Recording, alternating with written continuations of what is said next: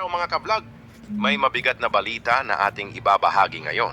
Pumanaw na ang kilalang food content creator na si Christopher Mayani, isang food vlog influencer na nakilala sa kanyang mga video ng pagluluto at pagkain na madalas nag-aabot ng malalaking view counts sa social media.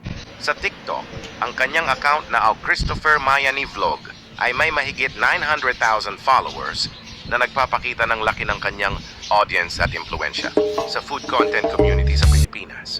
HypeAuditor.com. Ayon sa mga ulat sa social media, ang sinasabing dahilan ng kanyang pagpanaw ay cardiac arrest o biglaang atake sa puso, isang trahedya na lubhang ikinalungkot ng kanyang mga taga-subaybay at kapwa content creators.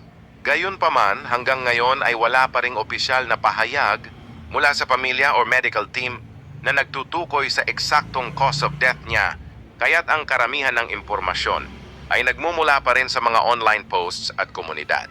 Reddit, kilalang kilala si Christopher sa pag-share ng mga recipe, food reviews, at pagkain ng iba't ibang klasing putahe na pumupukaw ng interes ng mga netizen.